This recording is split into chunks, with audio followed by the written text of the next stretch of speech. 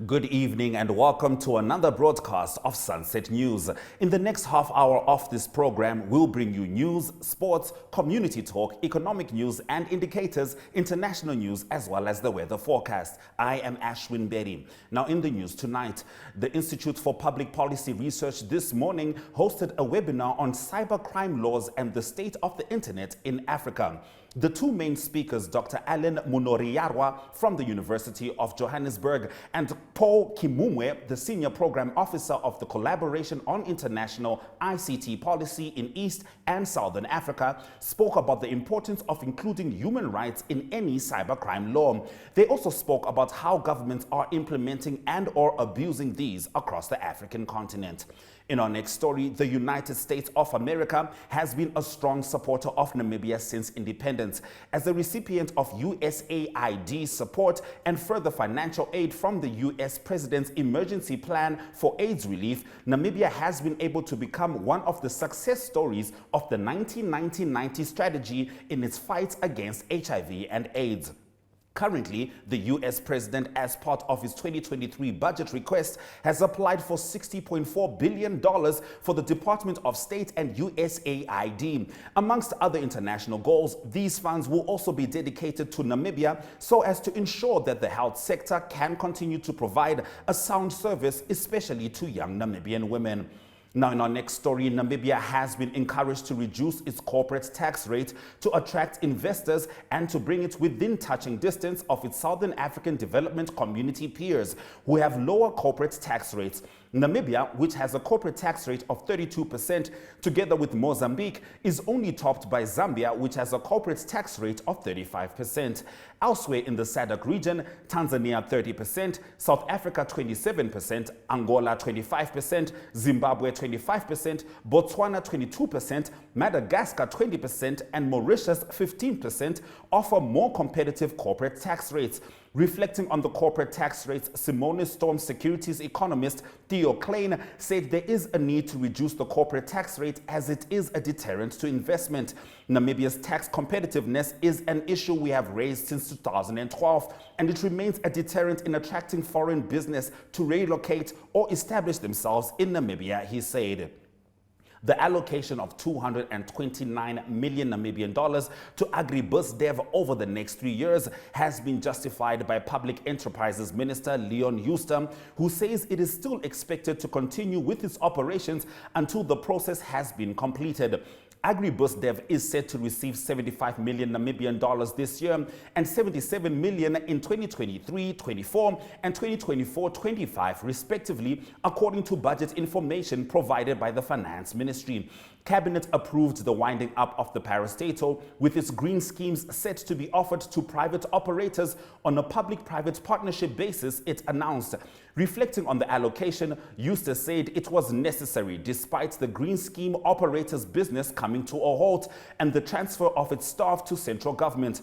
The process to wind up AgriBusDev will still take some time and the functions must continue unabated in the meantime, he said. Now in our next story, Groot Alp's water quality is deteriorating, with agricultural activities, in particular leaky septic tanks and sand mining, polluting the settlement's underground water resources. According to Lina Mutilifa, a student at the University of Science and Technology, it was established during a study that as little as 5% of Groot Alp's water is suitable for human drinking water. This is when compared to the World Health Organization standards for drinking water. During the first day of Namibia's Water Week this past Monday, Mutilifa shared the results of a study by her and some of her colleagues on Alp's major water pollution problem.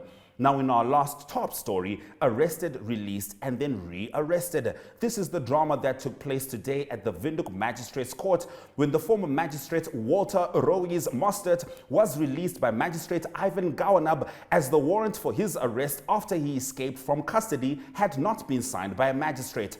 Mostert was, however, arrested again shortly thereafter.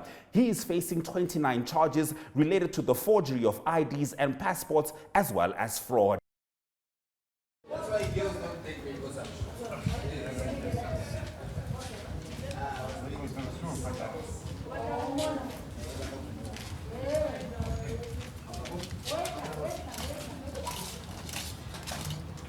Maar een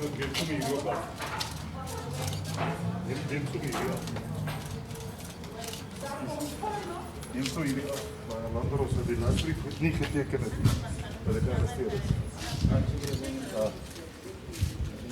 Diese verklaring is hier dat ek geskreven hoe hulle my hanteer het. Van dag 1 af. Waar gaan ek doen? Ja, gaan we in. Zit hier nog zo lekker.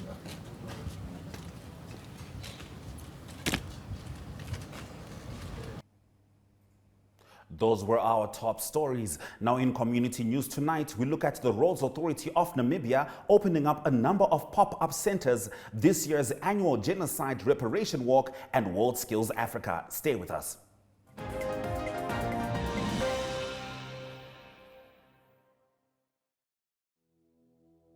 Have you received a loan from NASFAF? NASFAF loan is the same as any other loan. It must be paid and settled. NASFAF has a set of guidelines on how you can repay your loan and become debt-free. Therefore, it is important that you, a former beneficiary and a responsible Namibian, show your patriotism by helping pay back your loan and thus helping NASFAF become a revolving fund for the benefit of future potential students. By failing to pay back your NASFAF loan, you risk being blacklisted or having a court order against you. So arrange with the fund to pay back your loan today. For more information on how you can repay your loan, visit our website at www.nasfaf.na or visit our Facebook page or Twitter. Do the right thing and hashtag payback the money.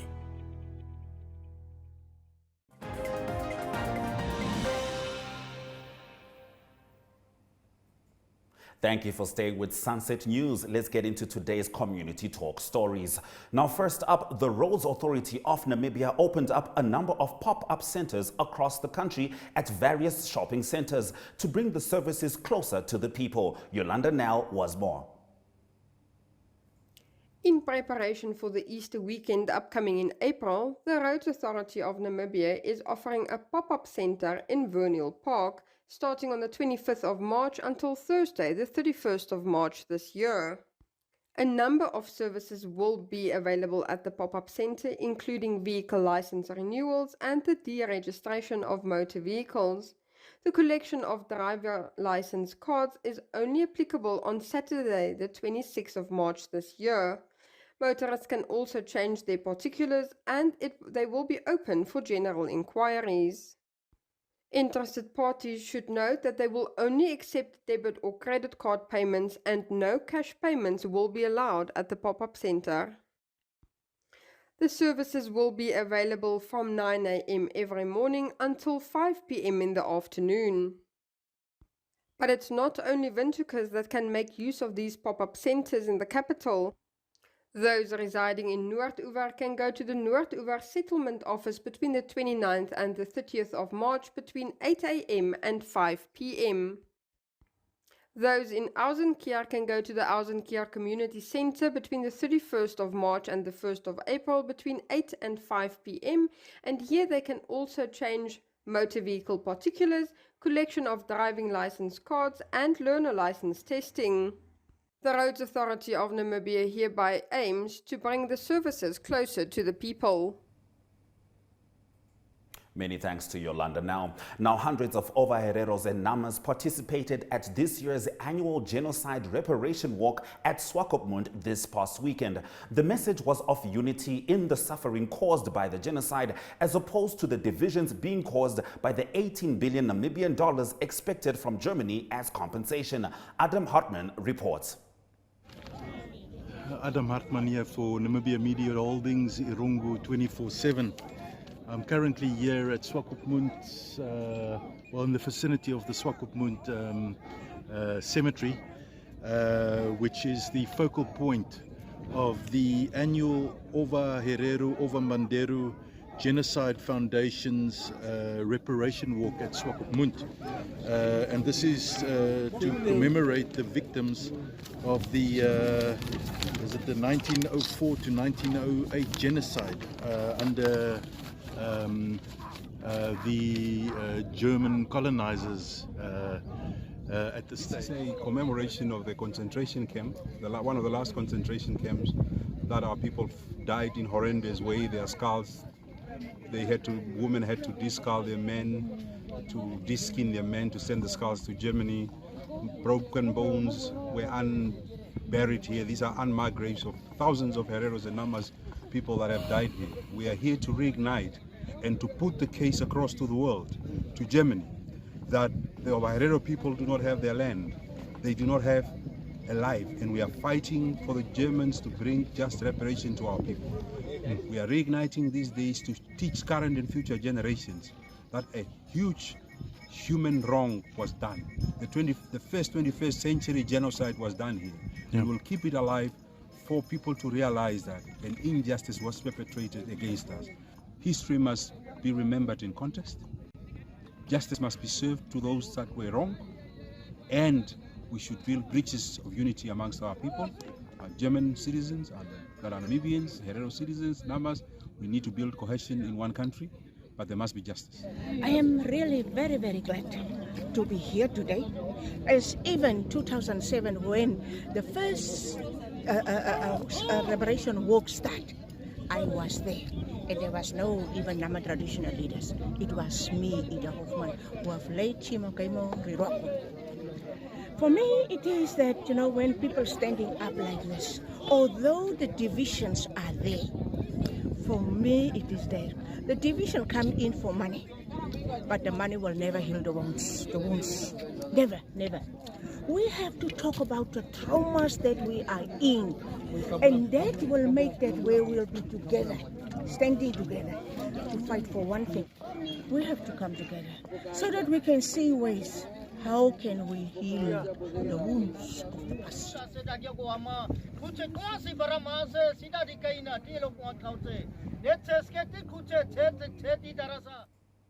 Now, in the last of our community talk stories, competitors of World Skills Africa shared their excitement about being part of the event currently taking place in Swakopmund. More than 100 competitors will be competing in 16 skills. They spoke to Micheline Navatises. Hello, my name is Sheimaya from Ghana, hairdressing competitor. I'm really proud to be here to experience the World Skills Africa because it has given us an opportunity for us to exhibit our talent, to explore what we have in us, and it has also given us the opportunity to travel outside our country, to experience some culture, their weather, their food, everything. And I'm so excited to be in Namibia, especially their weather. I love their weather and some of their food. Thank you. Okay, so my name is Della Demboko. I'm from Ghana, fashion technology representative, and then I'm here to compete with other countries here. Okay, I'm so much excited to be in Namibia. This is a wonderful country, and then I just love the environment, the food, and everything. It's just so lovely. I love Namibia. I love everything about Namibia, and then I want to assure everybody that just be skillful, have the skill, and then do whatever you want to do. Just have the mindset, be determined to do whatever you want to do. So I just want to say, I love the country, everything, and then I'm here to take the gold back to my country. So, okay, thank you. Okay, so hi guys. I'm Antonio Hilsebecker from Namibia.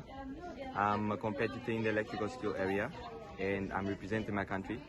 I'm quite excited. It's an honor to represent my country in this skill area and to just showcase my skills. I work hard for this. I've been looking forward to it for so long, and I'm prepared to win the gold and to bring it home. Not bring it home, but it's gonna stay. It's not gonna go anywhere. So yeah, I'm pretty much excited. Hello, my name is Hesta Joyce. I'm from DRC. My skills is restaurant service. I very like Namibia. Namibia is so nice. I was to visit. I see Atlantic Ocean. It was so good. I'm here for World Skills Namibia, and I think that I will give the best. I will do the best all have. Those were our community talk stories. Now, in economic news tonight, we zone in on NAMFISA's corporate social responsibility and investment sponsorship. See you after the break.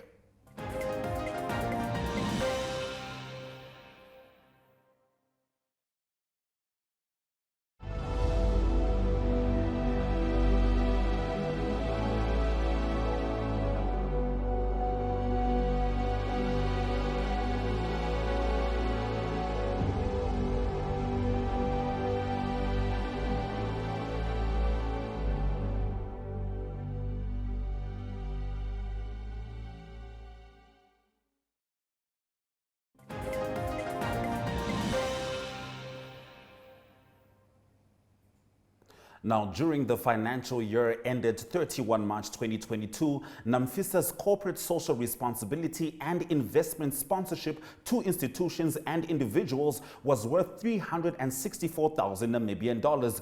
The corporate social responsibility operations are enshrined in NAMFISA corporate social responsibility and investment policy and focuses on educational initiatives, sports, arts and culture, health, national concerns, information, communication and technology. Next up, let's have a look at the economic indicators. The Namibian dollar is down against most major currencies, although it held its ground against the Chinese yuan.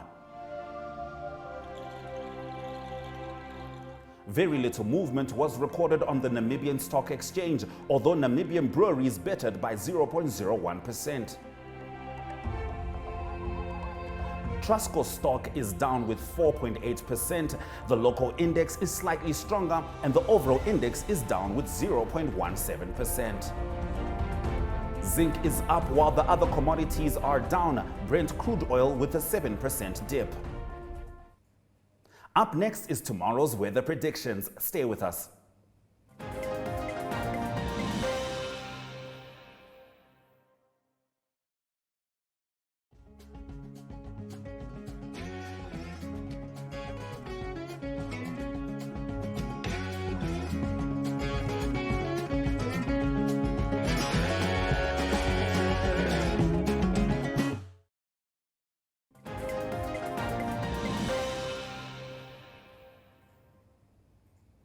Thank you for staying with Sunset News. Let's look at what you can expect with regards to the weather. Cloudy conditions are predicted for large parts of northern Namibia. Enana, Oshakati and Ruacana are still very hot and in the mid-30s. Cloudy conditions are also predicted for large parts of southern Namibia, while Mariental and Keetmanshoop are the hottest at 33 degrees. Now, in the international news slot, we look at increasing costs due to the Ukraine and Russia war. And we also hear what Will Smith had to say after his infamous Oscars incident. See you soon.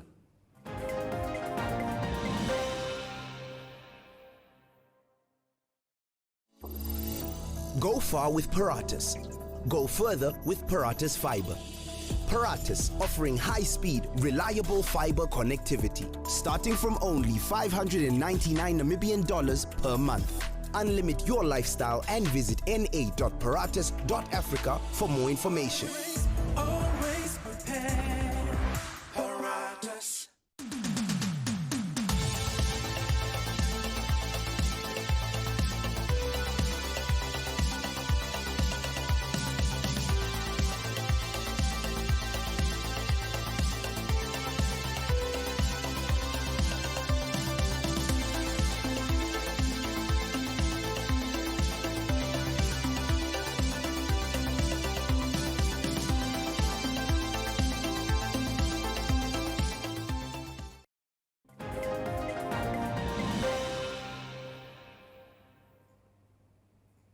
Thank you for staying with Sunset News. Now, in your international news stories, Western sanctions punishing Russia for its invasion of Ukraine are reorganizing global trade along political lines, defying geography and efficiency. This new reality is creating a windfall for merchant shipping, but risks creating higher prices for European consumers and hunger for Africa. The disruption stems from the curbing of Black Sea trade. Ukraine's ports have been blockaded by Russian sieges from land and sea, impeding shipping. Ukrainian officials told the Reuters news agency that about 100 foreign flagged ships were trapped in ports on March 11. Last year, Ukraine produced almost 40% of the world's sunflower seed oil, widely used in the food industry, 15% of its barley, and 10% of its wheat and maize. The Russian blockade means Ukraine cannot currently export these goods, and Europe is forced to look further afield. Windfall rates show how desperate Russia is to export its oil, according to Eva Zimmer, head of research and valuations at Seaborne Shipbrokers, who said the rate for the Black Sea Mediterranean Suez Max route was quoted at about $16,000 a day on 24 February when war broke out, and managed to break above $157,000 per day by 1 March. Backhaul shipping rates rose by as much as 26% between February 24 and March 23 across a range of bulk carrier types. It is not yet clear what higher shipping rates will mean for consumers. The astronomical rates being paid for Russian oil are partly offset by the fact that Russia is discounting its oil by more than $30 a barrel to move it. Europe may be wealthy enough to buy its way out of the crisis, but Africa is not, and that is likely to create additional security costs for Europe. The UN World Food Programme's Executive Director David Beasley recently warned of famine, destabilization, and mass migration unless the developed world raises billions of dollars to subsidize rising grain costs there. Now, in the last of our international stories, actor Will Smith has apologized to Chris Rock for hitting the comedian during the live broadcast of the glitzy Oscars ceremony in Hollywood. I would like to publicly apologize to you, Chris. I was out of line and I was wrong. I am embarrassed about my actions and they were not indicative of the man I want to be. The winner of the Best Actor Oscar wrote on Instagram on Monday night. Smith strolled on stage and struck Rock in the face after the comedian made a joke about the appearance of Smith's wife. Less than an hour later, Smith won the Best Actor award for his role as the father of tennis stars Venus and Serena Williams in the film King Richard. Rock, in a joke about Jada Pinkett Smith, had referenced the 1997 film G.I. Jane, in which actress Demi Moore shaved her head. It was unclear whether Rock was aware that Smith's wife has a disease that causes hair loss. Jokes at my expense are part of the job, Smith said on Monday. But a joke about Jada's medical condition was too much for me to bear and I reacted emotionally. I am embarrassed and my actions were not indicative of the man I want to be, he added. The couple has been married since 1997. Chris Rock has since apologized. Now, in sports news after the break, Jeremiah Loki Nakatila returned from his successful fight in the USA. We also look at stadium repairs and community development. Stay with Sunset News.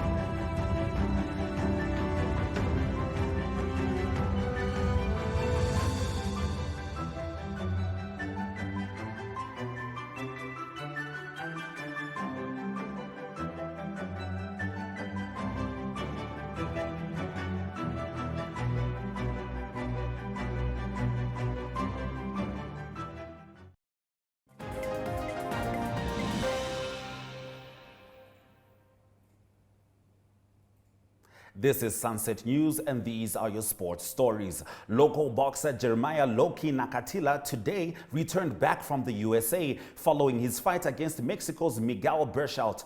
The Namibian returned to a hero's welcome after defeating the Mexican by a 6th-round technical knockout, ending Namibia's poor run of results on American soil. An emotional Nakatila thanks the Namibian nation, including the MTC Nestor Sunshine Promotions, for rallying behind him as he took on an experienced and dangerous boxer on foreign soil. Trainer and promoter Nestor Sunshine Tobias, on the other hand, also thanked their main sponsor MTC for making the trip possible. In our next sports story, Sport Turf Namibia managing member Rene Trout says they still remain in pursuit of rebuilding the Independent Stadium, even after the Ministry of Sport has issued a tender for the renovation of the stadium. Limonta Sport of Italy and locally owned Sport Turf Namibia have revealed that they have completed their proposals to revamp the Independence and Vineta stadiums. The company, which recently offered the Ministry of Sport free consultations for the stadium, is also ready to meet the government for further talks. Now, in the last of our sports stories, Katutura Sports Union Chairman Kuveri Shonga has expressed his gratitude towards football clubs and fans for having kept the union alive.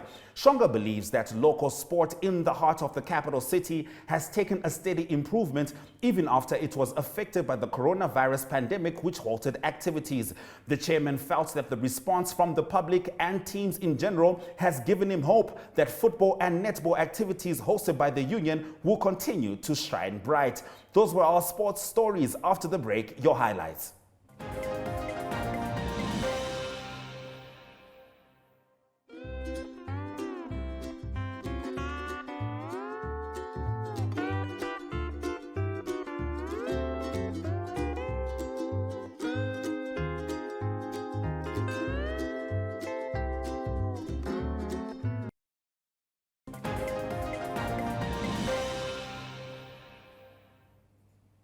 Thank you for staying with Sunset News. Here are some of the highlights from our top stories. The Institute for Public Policy Research this morning hosted a webinar on cybercrime laws and the state of the internet in Africa. They also spoke about how governments are implementing and or abusing these across the African continent. The United States of America has been a strong supporter of Namibia since independence. As a recipient of USAID support and further financial aid from the U.S. President's Emergency Plan for AIDS Relief, Namibia has been able to become one of the success stories of the 90-90-90 strategy in its fight against HIV and AIDS. Namibia has been encouraged to reduce its corporate tax rate to attract investors and to bring it within touching distance of its Southern African Development Community peers who have lower corporate tax rates. Namibia, which has a corporate tax rate of 32%, together with Mozambique, is only topped by Zambia, which has a corporate tax rate of 35%. That brings us to the end of our broadcast. Make sure you join Sunset News on Facebook, on all the NMH platforms, on weekdays, as well as on our website, oneup2.com. Sunset News screens on DSTV channel 285 and GoTV channel 94 every weekday from 7:30 to 8 p.m. I am Ashwin Berry. This has been Sunset News. Don't end your day without us.